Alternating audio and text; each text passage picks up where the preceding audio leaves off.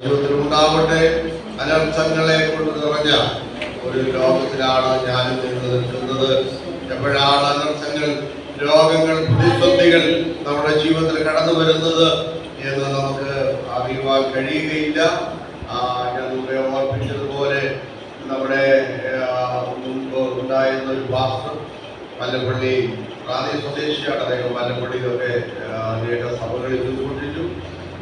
പങ്കടിശാല സഭ ആരംഭിച്ചു. രാജു ബ്രദറിന്റെ പിതാവ് VT ജോർജ് എന്ന് പറയുന്ന കർത്താവിന്റെ ദാസൻ, അദ്ദേഹത്തിന്റെ സഹോദരങ്ങൾ ഞങ്ങൾ മുമ്പ് ശുശ്രൂഷിച്ച കുന്നം സഭയിലുണ്ട്.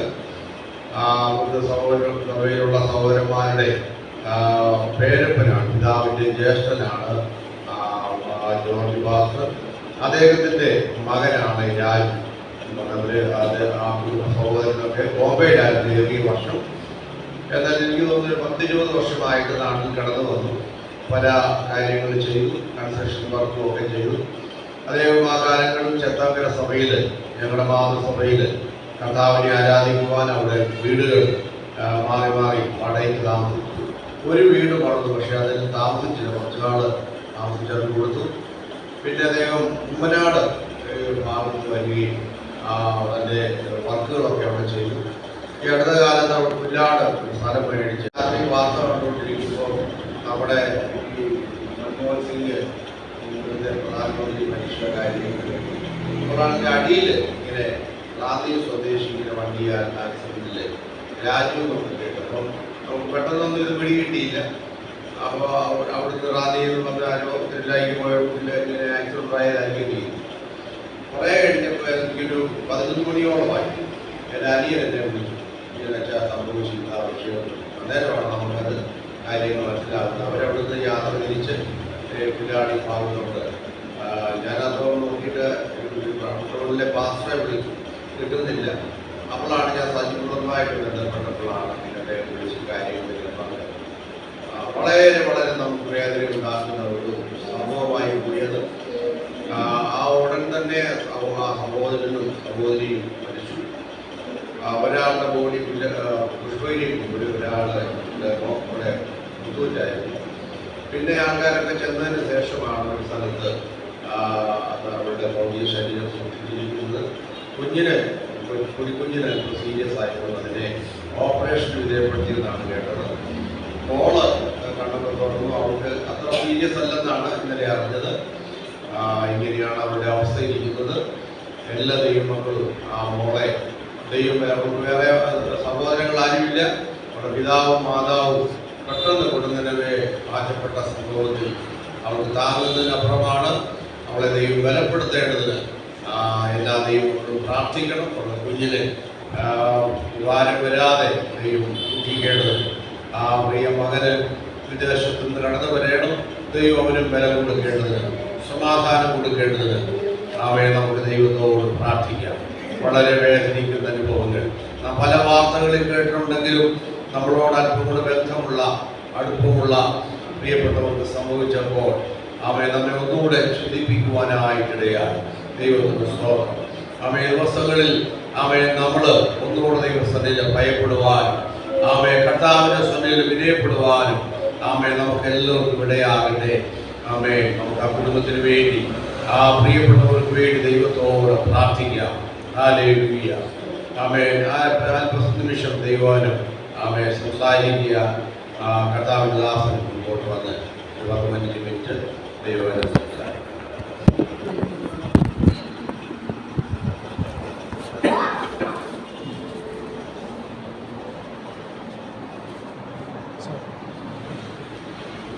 Praise the Lord.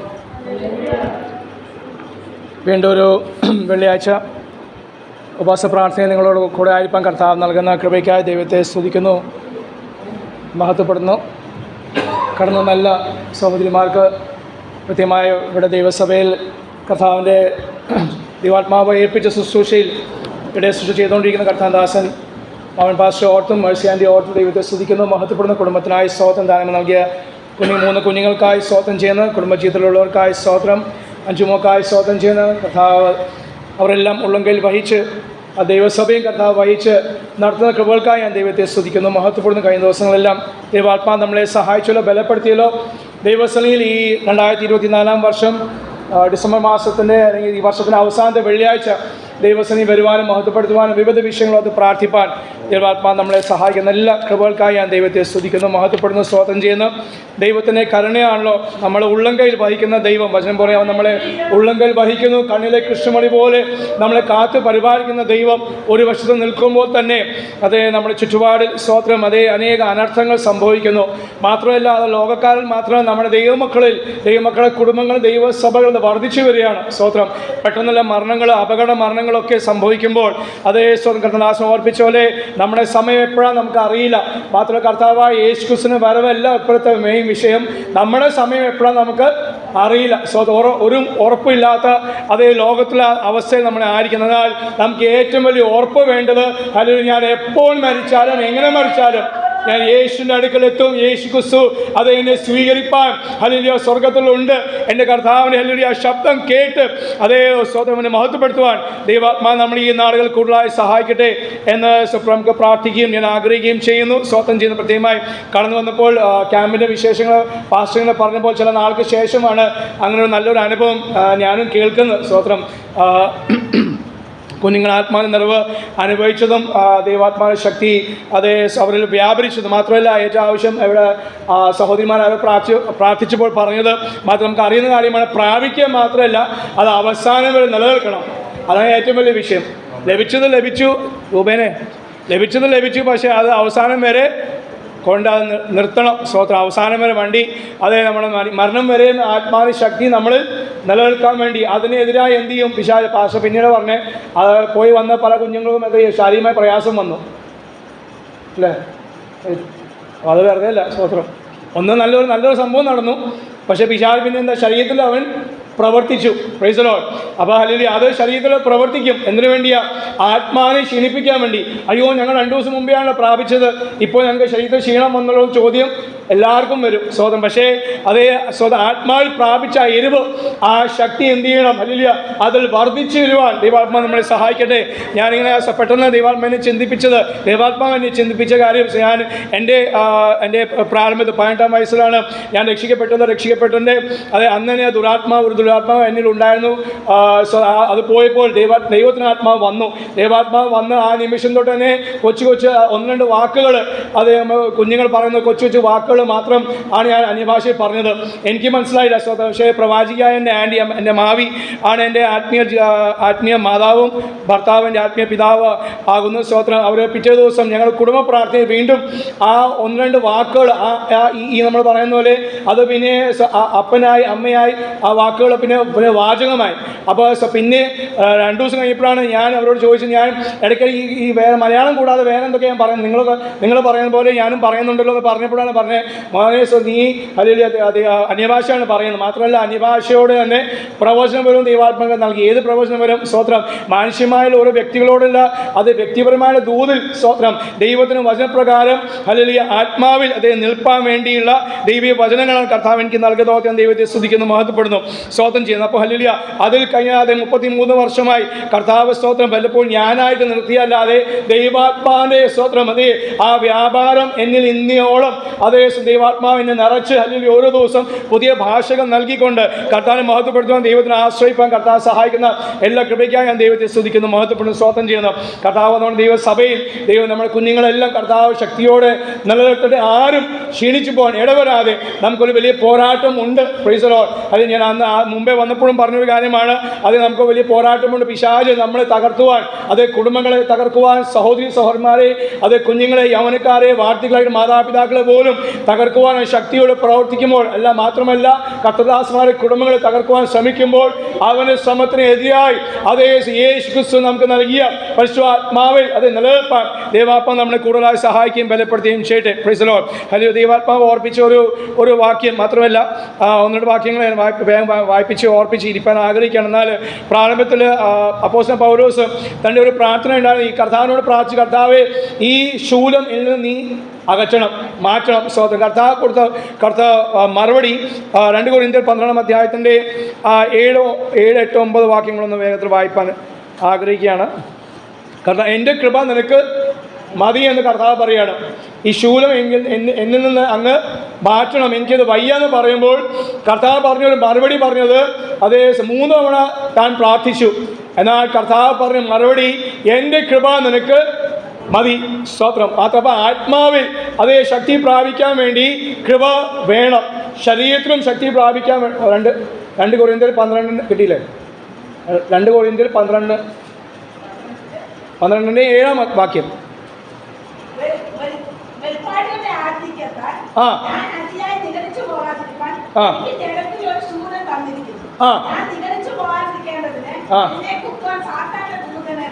പൗലോസ് സമ്മതിക്കുന്നത് സാത്താന്റെ ദൂതനാണ്. പൗലോസ് സാത്താന്റെ ദൂതനാണെങ്കിൽ നമുക്ക് എന്തായിരിക്കും? പൗലോസ് പറയാണ്, എന്നെ കുത്താൻ, എന്നെ രൂപാന്തരപ്പെടുത്താൻ, എന്നെ ശുദ്ധീകരിപ്പാൻ വേറെ ആരുമല്ല, സാത്താന്റെ ദൂതൻ തന്നെ. നമ്മളാരും സമ്മതിക്കില്ല. സ്തോത്രം. ഞാൻ ആദ്യമൊന്നും സമ്മതിക്കില്ലായിരുന്നു, കാരണം പിശാച് എന്നെ കുത്താൻ വേണ്ടി ദൈവം ഏൽപ്പിക്കുമോ? പൗലോസ് പറയുന്നത് സാത്താന്റെ ദൂതനാണ്. പക്ഷെ അതിന് ഉദ്ദേശമുണ്ട്. എന്താ ഉദ്ദേശം? ഞാൻ കർത്താവിൽ കൂടുതൽ ആശ്രയം വെക്കുവാൻ, ഞാൻ ശുദ്ധീകരണം പ്രാപിപ്പാൻ, മാത്രം ഞാൻ നിഗളിച്ച് പോകാതിരിപ്പാൻ സാത്താന്റെ ദൂതനെ തന്നെ ഏൽപ്പിച്ചിരിക്കുന്നു. പക്ഷെ കർത്താവ് മറുപടി താഴെ സാത്താൻ 3 വട്ടം പ്രാർത്ഥിച്ചു. സ്വർഗത്തോടെ എടുക്കപ്പെട്ട മനുഷ്യൻ 3 വട്ടം പ്രാർത്ഥിക്കേണ്ടി വന്നു. എൻ്റെ കൃപ നിനക്ക് മതി. ഈ ശൂലത്തോട് നിനക്ക് എതിർത്ത് നിൽപ്പാൻ അതേ എൻ്റെ കൃപ നിനക്ക് മതി. പിന്നെ എൻ്റെ ശക്തി ബലഹീനതയിൽ തികഞ്ഞു വരും. അപ്പൊ കൃപയും വേണം, ശക്തിയും വേണം. നമ്മുടെ ഈ ആത്മീയ പോരാട്ടത്തിൽ, ആത്മീയ യുദ്ധത്തിൽ നമുക്ക് 2 കാര്യം ആവശ്യമാണ്. ദൈവത്തിന് കൃപ വേണം. അത് എന്നാ? ഓരോ ദിവസവും വേണം. ഒരു വെള്ളിയാഴ്ച വന്നോ, ഞായറാഴ്ച വന്നോ, മാസത്തിൽ 3 ദിവസം ഉപവാസ പ്രാർത്ഥനയ്ക്ക് വന്നിട്ടോ കുഞ്ഞുങ്ങളെ ക്യാമ്പ് നടന്നു. ഇനി അത് എന്നും ഇനി അടുത്ത ക്യാമ്പിൽ ശക്തി പ്രാപിക്കുകയല്ല, ആ അടുത്ത ക്യാമ്പ് വരെ ഇനി പോകുമ്പോൾ ഇരട്ടി ശക്തിയോടെയാണ് പോകേണ്ടത്. അപ്പൊ പറയാണ് കൃപ, എൻ്റെ കൃപ നിനക്ക് മതി.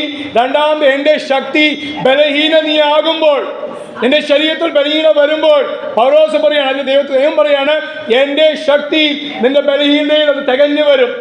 അതുകൊണ്ട് പൗലോസ് അതുകൊണ്ട് ഞാൻ ബലഹീനനാകുവാൻ ഞാൻ ഇഷ്ടപ്പെടുന്നു. കാരണം ഞാൻ ബലഹീനനാകുമ്പോൾ ദൈവാത്മാവിന്റെ ശക്തി എന്നിൽ കൂടുതലായി വ്യാപരിക്കപ്പെടുക. സ്തോത്രം. അമ്മമാരെ ഞാൻ പറയട്ടെ, 2 അമ്മമാരെ വേണം മുമ്പിൽ. നിങ്ങൾ സഹോദരിമാരാണ്, മൂത്തവരാണ്, അമ്മമാരായിട്ട് അത് 2 പേരുണ്ട്. നിങ്ങൾ ഇന്നും വന്നത് ക്ഷീണിച്ചിരിക്കുന്ന അവസ്ഥയിലാണ്. നിങ്ങളെക്കാട്ടും കൂടുതൽ ക്ഷീണിച്ച് ഞാനിരിക്കുക. പക്ഷെ നമ്മുടെ ശരീരത്തിൽ ക്ഷീണിച്ചിരിക്കുമ്പോഴും അത് അവിടെ ദൈവത്തിന്റെ ആത്മാവ് ഇന്ന് പകൽ നിങ്ങളിലും ഞങ്ങളിലും അതേ ആത്മശക്തി പകർന്നിട്ടാണ് ദൈവാത്മാവ് നമ്മൾ ഇങ്ങോട്ട് ആലയത്തിൽ കൊണ്ടുവന്നത്. സ്തോത്രം. നമ്മുടെ ശരീരം കൊണ്ട്, ശരീരബലം കൊണ്ട് ഒന്നും ചെയ്യാൻ സാധിക്കില്ല. പക്ഷേ ആത്മശക്തിയാലും ദൈവകൃപയാലും നമ്മളെ കൊണ്ട് ചെയ്യിപ്പിക്കുന്ന ദൈവകൃപയ്ക്കായി സ്തോത്രം. അതേ ശരീരത്തിൽ ബലഹീനത ഉണ്ടായിട്ടും മനസ്സിൽ മാനസിക പ്രയാസങ്ങളും സമ്മർദ്ദങ്ങളും ഒക്കെ അത് വിഷമം ഉണ്ടായിട്ടും നാം ഇവിടെ വന്ന് മറ്റുള്ളവർക്ക് വേണ്ടി പ്രാർത്ഥിപ്പാൻ, ഇടിവ് നിൽപ്പാൻ ദൈവത്തിന്റെ ആത്മാവാണ് നമ്മളെ ബലം തന്നത്. നമ്മളെ സ്വയം ശക്തി കൊണ്ടല്ല, ദൈവാത്മാ നമ്മളെ പ്രേരിപ്പിച്ചു. ദൈവാത്മാ നമ്മളെ ശക്തീകരിച്ചു. എന്തുവേണ്ടി? എൻ്റെ വിഷയം മാറ്റി വെച്ചിട്ട് ദൈവസഭയ്ക്ക് വേണ്ടി പ്രാർത്ഥിപ്പാൻ, പാസ്റ്ററിന് വേണ്ടി പ്രാർത്ഥിപ്പാൻ, ദേശത്തിന് വേണ്ടി ഇടിവ് നിൽപ്പാൻ ദൈവാത്മാവിനെ നമ്മെ സഹായിച്ച വൈദ്യുതിക്കായി സ്തോത്രം ചെയ്യുന്നു. സ്തോത്രം. അപ്പൊ ഈ ആത്മശക്തി എന്തിനു വേണ്ടിയാ? നമ്മുടെ ബലം, നമ്മുടെ സംശയങ്ങളെ മാറ്റാൻ, നമ്മുടെ അയ്യോ എനിക്ക് പറ്റില്ല എന്ന് പറയാൻ വേണ്ടിയല്ല. പറ്റില്ല എന്ന് പറയുന്ന സ്ഥാനത്ത് ദൈവസ്ഥലിൽ പ്രാർത്ഥിച്ച് നാം ഓരോ കാര്യം ചെയ്യുമ്പോൾ അതിനെ പറ്റിക്കുന്ന ദൈവം, പറ്റിക്കുന്ന മറ്റേ പറ്റിക്കലല്ല, സ്തോത്രം, പണം തന്നിട്ട് പറ്റിക്കുന്ന ആ പറ്റിക്കലല്ല, നമ്മളെ കൊണ്ട് ചെയ്യിപ്പിക്കുന്ന ദൈവം, നമ്മളെ കൊണ്ട് ചെയ്യിപ്പിക്കും. പറ്റില്ലെന്ന് ഞാൻ പറയുമ്പോൾ ദൈവത്തിന് ആത്മാ എന്നെ കൊണ്ട് ചെയ്യിപ്പിക്കുന്ന കൃപയ്ക്കായി ഞാൻ ദൈവത്തെ സ്തുതിക്കുന്നു. അതുകൊണ്ട് അത് 2025 കർത്താവിന് വരവ് താമസിച്ചാൽ ആയുസ് നൽകിയ കർത്താവിന് വേണ്ടി ഇനിയും വൻകാര്യങ്ങൾ ചെയ്യുക. ഈ വൻകാര്യങ്ങളൊക്കെ പറയുമ്പോൾ വലിയ അത്ഭുതം അടയാളമല്ല, പ്രാർത്ഥിച്ച് പ്രാർത്ഥനാ ജീവിതം നയിക്കുന്നതിന് ഏറ്റവും വലിയ കാര്യമാണ്. ഒരു ക്രിസ്തീയ ജീവിതം അതേ വിശ്വസ്തോടെ വിശുദ്ധിയോടെ നയിക്കുന്നതിനാണ് ഏറ്റവും വലിയ കാര്യം. അതേ പിശാച് ഭയക്കുന്ന ഒരു ഭക്തനെയാണ്. സ്തോത്രം. പിശാച് പേടി ഭക്തനെയാണ്. പ്രാർത്ഥിക്കുന്ന മാതാവിനെ, പ്രാർത്ഥിക്കുന്ന പിതാവിനെ, പ്രാർത്ഥിക്കുന്ന കുഞ്ഞുങ്ങളാണ് പേടി. അത്ഭുതം ചെയ്യുന്ന ആളെയല്ല, കാരണം പിശാച് അത്ഭുതം ചെയ്യുന്നുണ്ട്. അവന് വിഷയം അത്ഭുതോടെയാണല്ല, അവന് വിഷയം ഭക്തൻ, വിശുദ്ധിക്ക് വേണ്ടി നിൽക്കുന്ന ഒരു കുടുംബം, ഒരു വ്യക്തി, ഒരു സഭ എവിടെയുണ്ടോ അതിനെ തകർക്കാൻ വേണ്ടി പിശാചുണ്ട്. അവിടെയാണ് അവൻ്റെ പണി, അല്ലെങ്കിൽ അവൻ്റെ പണിയില്ല. സ്തോത്രം, പ്രൈസ് ദി ലോർഡ്. കർത്താവിനോട് ഹല്ലേലൂയ.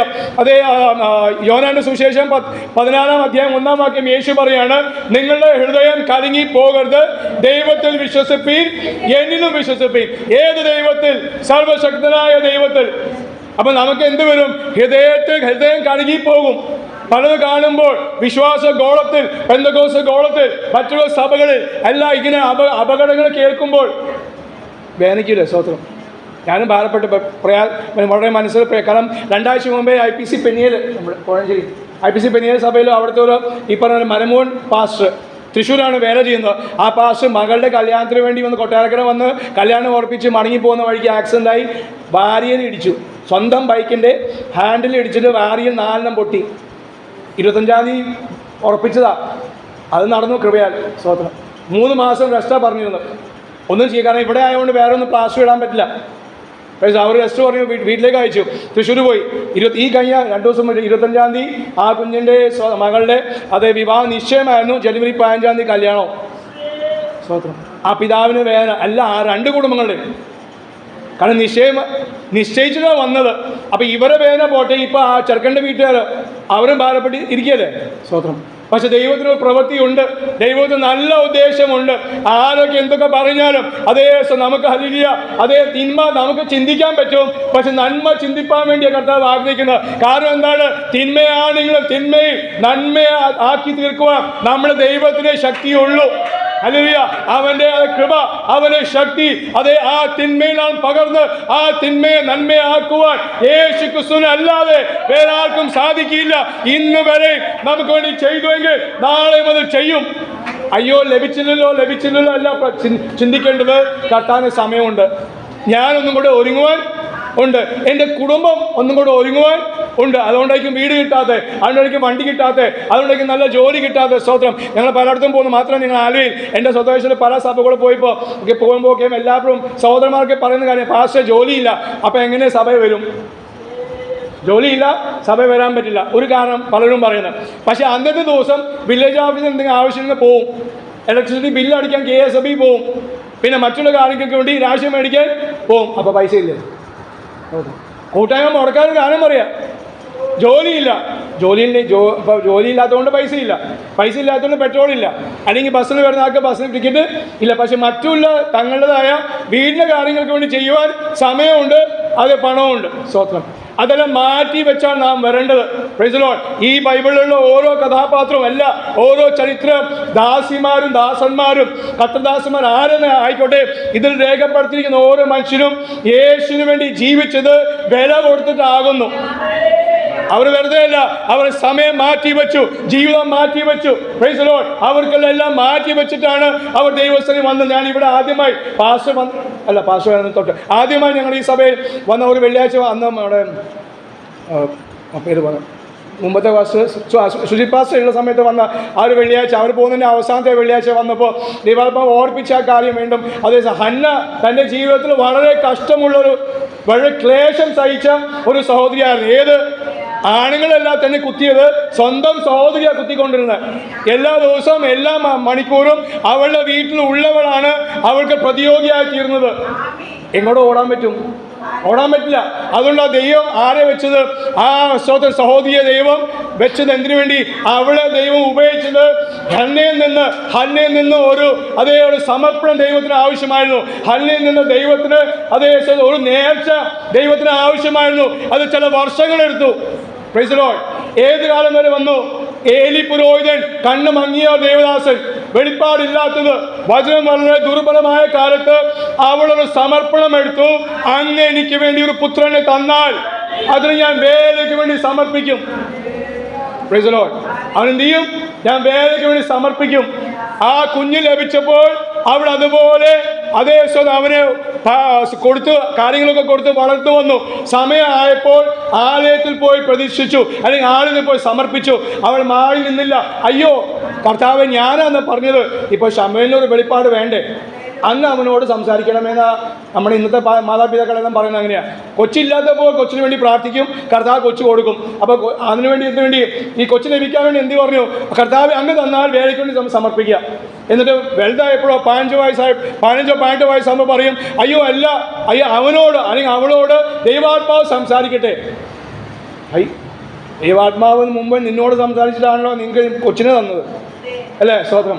നമ്മൾ ചോദിച്ച് മേടിച്ചു, കുഞ്ഞിനെ കിട്ടിയിട്ട് അത് സമയം വന്നപ്പോൾ കൊടുക്കാത്തവരാ പലരും. സ്തോത്രം. ഹന്ന അങ്ങനെയല്ലായിരുന്നു. ഹന്ന എന്ത് ചെയ്തു? അവൾ സമയം വന്നപ്പോൾ ദൈവാലയത്തിൽ വന്ന് സമർപ്പിച്ചു. Praise the Lord. ഏലിയുടെ പുത്രന്മാരും നീചന്മാരായിരുന്നു, അവർക്ക് വെളിപ്പാടില്ലായിരുന്നു. എന്നിട്ടും അവൾ ആ ആലയത്തിൽ ഈ കുഞ്ഞിനെ പ്രതീക്ഷിച്ചു. കാരണം അവൾക്കൊരു തീരുമാനം ഉണ്ടായിരുന്നു. മാത്രമല്ല, ഇത് തന്നത് ദൈവമാകുന്നു, ദൈവം ഈ കുഞ്ഞിനെ എവിടെയായാലും ഉള്ളങ്കയിൽ വഹിച്ചോളുമുള്ള ധൈര്യം അവർക്കുണ്ടായിരുന്നു. സ്തോത്രം. അതുകൊണ്ട് അവർ കർത്താവ് പറയണല്ലേ, നിങ്ങളുടെ ഹൃദയം കലങ്ങി പോകരുത്. നീ നേർന്നാൽ അത് നിവർത്തിപ്പാൻ മറക്കരുത്, അത് ശാപമായി തീരും. എന്ത് നേർച്ച നമ്മൾ നേർന്നോ, നേർന്നതാണ് നമ്മളിന്ന് നേർച്ച അല്ലല്ലോ പറയുന്നത്. നമ്മളിപ്പോൾ സമർപ്പണം പറയും, അല്ലെങ്കിൽ നമ്മൾ 31-ാം തീയതി എല്ലാം കൂടി എണീറ്റ് പല കാര്യങ്ങളും പറയും, കർത്താവ് ഞാൻ ഈ വർഷം ഇന്ന കാര്യം ചെയ്തോളാം. പക്ഷെ ചെയ്യാത്തത് എന്തായി തീരും? നമുക്ക് ഭാരമായി തീരും, തലമുറയ്ക്ക് ഭാരമായി തീരും. യേശു പറയും, നിങ്ങളുടെ ഹൃദയം കലങ്ങിപ്പോകരുത്, ദൈവത്തിൽ വിശ്വസിപ്പി, എന്നിലും വിശ്വസിക്കും. ഒരു വാക്യം കൂടി, സങ്കീർത്തനങ്ങൾ 147-ന്റെ 7-ാം വാക്യം. അതിൻ്റെ താഴെയാണ്, അവൻ ആകാശത്തെ ആ വാക്യം 8-ാം വാക്യമാണ്. 8-ാം വാക്യം വായിച്ചോ.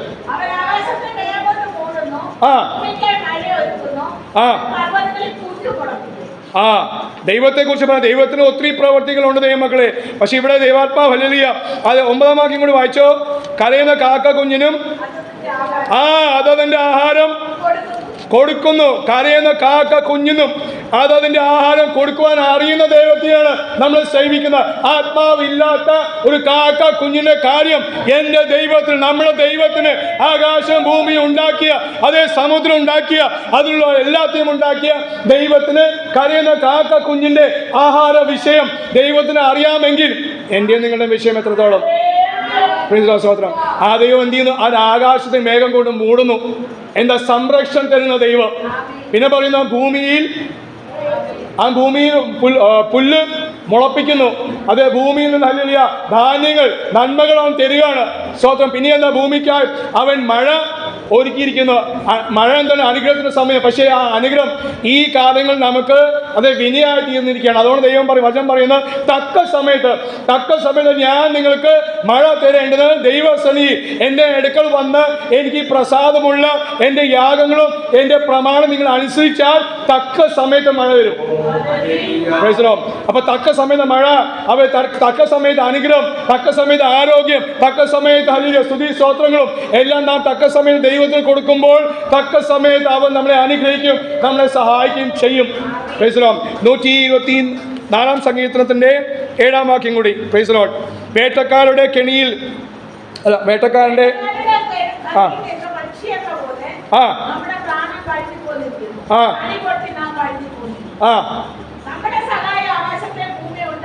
അവിടെ സംഗീതകാരൻ പറയാണ്, അത് വേട്ടക്കാരന്റെ കെണിയിൽ നിന്ന് അത് നാം വഴുതി പോന്നിരിക്കുന്നു. കെണി ഒഴുക്കി. പക്ഷെ ഇന്ന് പകലും നമ്മൾക്കുള്ള സകലത്തെയും കർത്താവ് ആ കെണിയിൽ നിന്ന് വിടുവിച്ചു. ആ കെണിയിൽ നിന്ന് വിടുവിപ്പാൻ ആകാശത്തെയും ഭൂമിയെ ഉണ്ടാക്കിയ യഹോവയാൽ മാത്രം സാധിക്കുള്ളൂ. നമുക്ക് വേണ്ടി എന്നും കെണി ഒരുക്കുന്ന പിശാചുണ്ട്, ശത്രുവുണ്ട്. പക്ഷേ അവന്റെ ഓരോ കെണിയിൽ നിന്നും പൗലോസ് പറയുന്ന പോലെ നമ്മളെ ജയോത്സവമായി ദിനം പ്രതി യേശു ക്രിസ്തു മുഖാന്തരം നമ്മളെ ജയോത്സവമായി നടത്തുന്ന പിതാവായ ദൈവത്തിന് ഞാൻ സ്തോത്രം പറയുന്നു. സ്തോത്രം. അത് ഈ കെണികൾ പൊട്ടിച്ച് ഹല്ലേലൂയ ദൈവസഭയിൽ നിന്ന് വന്നിരിപ്പാൻ നമ്മൾ നമ്മുടെ വരുന്ന ദിവസങ്ങൾ നമ്മുടെ കുടുംബങ്ങളെല്ലാം ഒരുമിച്ച് വന്നിരിക്കുന്ന അനുഭവങ്ങൾ ദൈവത്തിന് അപ്പ നമുക്ക് നൽകട്ടെ. പഴയ കാലം പറയുമ്പോൾ എപ്പോഴും നമ്മൾ പറയാറുണ്ട്, പഴയ കാലത്തെല്ലാം കുടുംബമായിട്ട് എല്ലാവരും വരുമായിരുന്നു. അതുകൊണ്ട് അനുഗ്രഹം. മാത്രമല്ല കുടുംബ പ്രാർത്ഥനയിൽ സ്തോത്രം ഞങ്ങളുടെ കുടുംബ പ്രാർത്ഥന പലപ്പോഴും ഞങ്ങളുടെ കുടുംബത്തിൽ ഓരോരുത്തരും അനിയനാകട്ടെ, അനിയൻ്റെ മക്കളാകട്ടെ, എൻ്റെ ഭാര്യ ആകട്ടെ, മറ്റുള്ള അന്യഭാഷ അതേ വ്യാഖ്യാനങ്ങളും അന്യഭാഷകൾ വിവിധ ഭാഷയിൽ സംസാരിക്കാൻ നമുക്ക് കൂടുതലായി ലഭിച്ചത്, ആദ്യമായി ലഭിച്ചത് ഞങ്ങളുടെ കുടുംബ പ്രാർത്ഥനയായിരുന്നു. അപ്പോൾ കുടുംബ പ്രാർത്ഥനയിൽ അന്യഭാഷയിൽ അതേ ആരാധന സംഭവിക്കുമ്പോൾ അത് കുഞ്ഞുങ്ങൾക്ക്, തലമുറയ്ക്ക്, ദേശനിവാസികൾക്ക് അനുഗ്രഹമായി വിടുതലായി തീരും. അതോടൊപ്പം ദൈവത്തെ സ്തുതിക്കുന്നു, മഹത്വപ്പെടുന്ന കർത്താവാത്മാവ്. അതുകൊണ്ട് ഈ ദിവസങ്ങൾ നമ്മളെ സഹായിക്കുകയും ബലപ്പെടുത്തുകയും ചെയ്തിട്ട് കെണിയിൽ നിന്ന് നാം വഴുതി പോന്നിരിക്കുന്നു. കർത്താവ് നമ്മളെ വിടുവിച്ചു. എങ്ങനെയാണ്? അവൻ്റെ കൃപയാൽ, അവൻ്റെ ആത്മശക്തിയാൽ.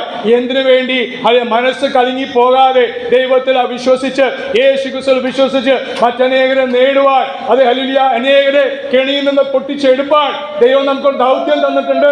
അത് 2025 പൂർണ്ണമായി ചെയ്തെടുപ്പാൻ ദൈവം നമ്മളെല്ലാം സഹായിക്കട്ടെ. ഒരു വാക്ക് പ്രാർത്ഥിക്കുന്ന ഞങ്ങളുടെ സ്വർഗീയ പിതാവാം ദൈവമേ, അങ്ങനെ ദാസിയും ദാസിയും അതാവ് 3 കുഞ്ഞുങ്ങളെയും അതേ കുടുംബങ്ങളെയും ഒക്കെ അവരുടെ ഭാവിയെല്ലാം യേശു ക്രിസ്തു നാമത്തിൽ അനുഗ്രഹിച്ച് പ്രാർത്ഥിക്കുന്നു. ദൈവസഭയ്ക്കായി സ്തോത്രം, വന്ന ദൈവമക്കൾക്കായി സ്തോത്രം. അവരുടെ വിഷയങ്ങൾ അങ്ങ് നന്നായി അതിന് ദൈവമാകെ സ്തുതിക്കുന്നു. ഞങ്ങളെ വിടുവിക്കുന്ന കർത്താവിന്റെ പ്രവൃത്തിക്കായി സ്തോത്രം. അതേപോലെ ഞങ്ങളെ അനുഗ്രഹിക്കുന്ന ദൈവപ്രവൃത്തിക്കായി സ്തോത്രം. അവർ ചെയ്യുന്ന സകലത്തിലും അവർ കൃതാർത്ഥരായി തീരട്ടെ എന്ന് അങ്ങയോട് പ്രാർത്ഥിക്കുന്നു. ആത്മീയമായ, ഭൗതികമായ, സാമ്പത്തികമായ, ശാരീരികമായ ദൈവസഭയും ദേവദാസയും കുടുംബത്തെയും അനുഗ്രഹിച്ച് പ്രാർത്ഥിക്കുന്നു. ഈ ദേശം നേടിയെടുപ്പാൻ അങ്ങയുടെ വരവ് താമസിച്ചാൽ ഞങ്ങൾ ആയുസ്സുമാർഗം നൽകിയ അതേപ്പാ അനേക ജീവിതങ്ങളെ കണ്ട്, കുടുംബങ്ങളെ കണ്ട് സന്തോഷിപ്പാൻ ദൈവാത്മാ സഹായിക്കട്ടെ എന്ന് അങ്ങോട്ട് പ്രാർത്ഥിക്കുന്നു.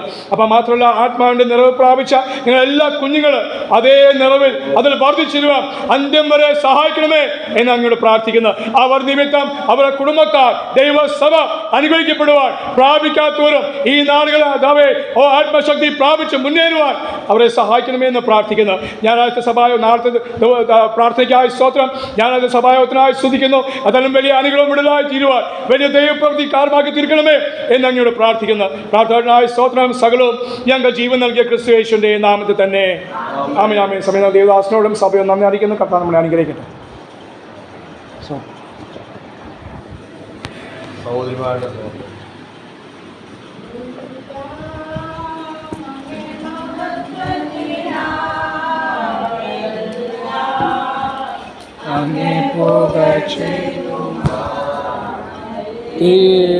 തീർന്നിടേണമേ പ്രിയനേ.